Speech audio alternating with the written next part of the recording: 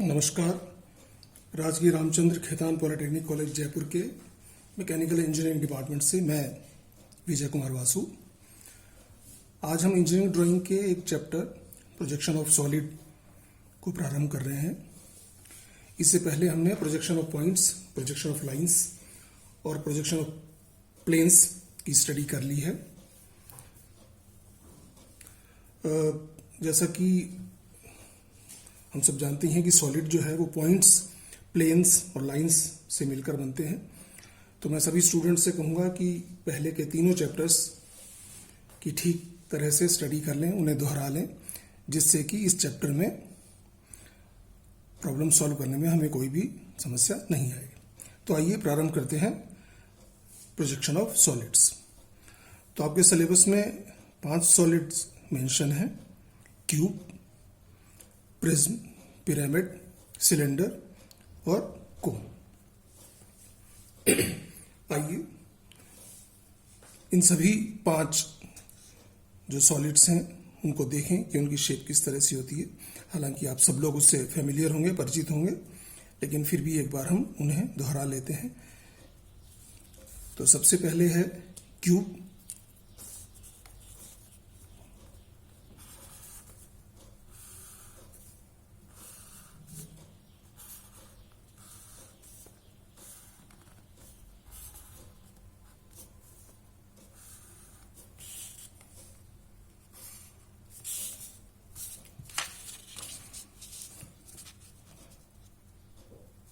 तो ये एक क्यूब है जिसे घन भी कहते हैं।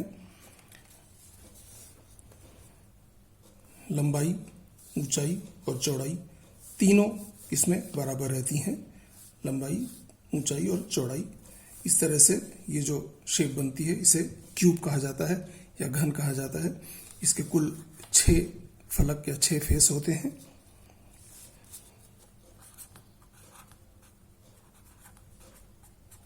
और हर जो इसका फेस है, प्रत्येक फेस वर्गाकार है, स्क्वायर है। तो जब भी हम ऐसी क्यूब का एलिवेशन बनाएंगे तो वो स्क्वायर बनेगा। अगर प्लान बनाएंगे तो भी वो स्क्वायर बनेगा, क्योंकि इसके सारे के सारे जो फेस है वो स्क्वायर है।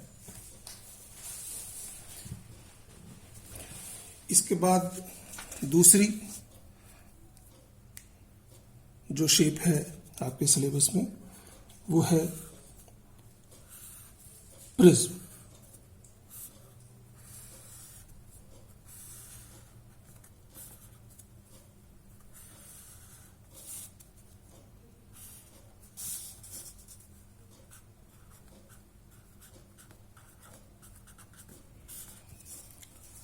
प्रिज्म आकृति तब बनती है जब किसी भी एक बेस, जैसे इसका बेस स्क्वायर या रेक्टेंगल है, तो इस बेस पर कुछ हाइट देकर इस आकृति को बनाया जाता है। आपके सिलेबस में जो प्रिज्म है वो ऑर्थोगोनल प्रिज्म है या लंबवत प्रिज्म है। इसका तात्पर्य है कि जो आधार है और जो ऊंचाई है या जो एक्सिस है उसके बीच में 90 डिग्री का एंगल रहेगा। अगर ये एंगल कभी 90 से कम होता है तो उसे तिर्यक या ऑब्लिक प्रिज्म कहा जाता है, लेकिन आपके सिलेबस में वो नहीं है। तो हमारे सिलेबस में जो प्रिज्म है वो ऑर्थोगोनल प्रिज्म है, जैसा कि मैंने ये बनाया हुआ है रेक्टेंगुलर प्रिज्म। जो इसमें जो बेस है वो रेक्टेंगुलर है और इसकी कुछ हाइट है। तो ये रेक्टेंगुलर प्रिज्म है। इसी तरह से ट्रायंगुलर प्रिज्म भी हो सकता है। अगर ये जो इसका बेस है ये रेक्टेंगुलर के बजाय ट्रायंगुलर होता तो ये ट्रायंगुलर प्रिज्म कहलाता। अगर स्क्वायर है तो स्क्वायर प्रिज्म कहलाएगा। अगर रेक्टेंगुलर की जगह अगर पेंटागन है तो पेंटागोनल, और हेक्सागन है तो हेक्सागोनल प्रिज्म कहलाएगा। यहाँ पर भी ये गौर करने लायक बात है कि आपके सिलेबस में सभी जो प्रिज्म है उनका जो बेस है वो रेगुलर रहेगा, यानी उसकी सारी भुजाएं बराबर रहेंगी। यानी कि अगर पेंटागन है, पंचभुज है, तो उसकी सारी भुजाएं बराबर होंगी। हेक्सागन है तो भी उसकी सारी भुजाएं आपस में बराबर होंगी। स्क्वायर होगा या ट्रायंगुलर होगा। ठीक है। नेक्स्ट शेप है पिरामिड।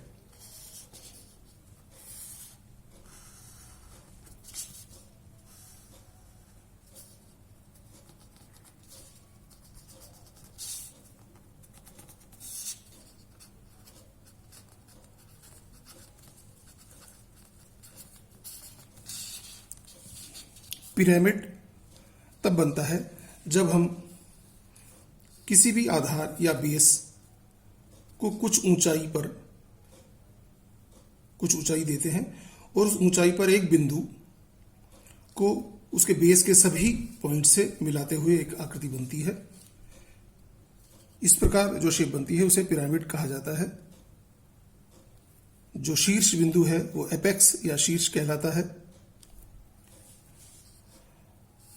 इस प्रकार ये एक वर्गाकार पिरामिड या स्क्वायर पिरामिड है। इसी प्रकार एक पेंटागन या हेक्सागनल या ट्रायंगुलर पिरामिड भी हो सकता है यदि इसका जो आधार है वो पेंटागन, हेक्सागन या ट्रायंगुलर हो। तो ये तीसरी आकृति जो है वो पिरामिड है। जैसा कि हमने क्यूब में देखा था, इसमें जब हम एलिवेशन या प्लान बनाएंगे तो स्क्वायर ही बनेंगे। अगर प्रिज्म में देखेंगे हम तो इसका जो एलिवेशन है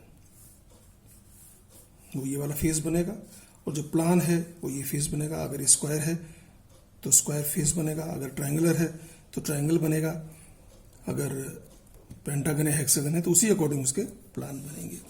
उसी प्रकार अगर ये पिरामिड को देखा जाए तो इसका अगर हम सामने से व्यू बनाते हैं तो एक ट्रायंगल बनेगा, जबकि इस वाले पिरामिड का अगर ऊपर से देख के हम व्यू बनाएंगे तो वो एक स्क्वायर बनेगा जिसमें दोनों डायगोनल्स आपस में स्ट्रेट लाइन से जुड़े रहेंगे। ठीक है। चौथी आकृति है सिलेंडर।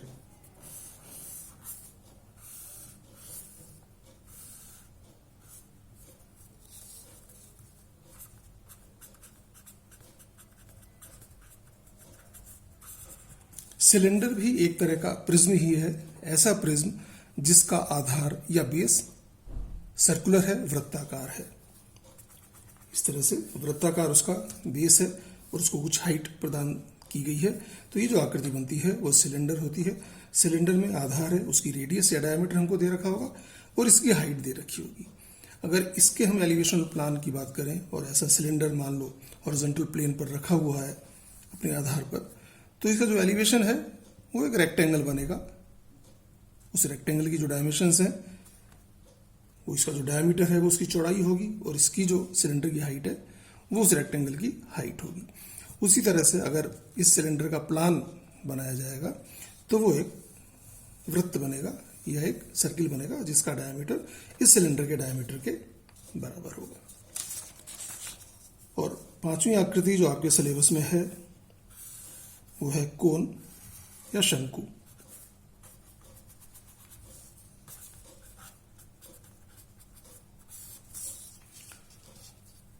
कोन भी एक तरह का पिरामिड है जिसमें आधार वृत्त है या सर्किल है। एक सर्किल को कुछ हाइट देकर और उस हाइट के अंतिम बिंदु को वृत्त के सभी बिंदुओं से अगर मिला दिया जाए तो इस प्रकार जो आकृति बनती है वो कोन कहलाती है या शंकु कहलाती है। यह पॉइंट शीर्ष या एपेक्स कहलाएगा। ये वृत्त इसका आधार है। ये अक्ष है या एक्सिस या शंकु की हाइट कहलाती है।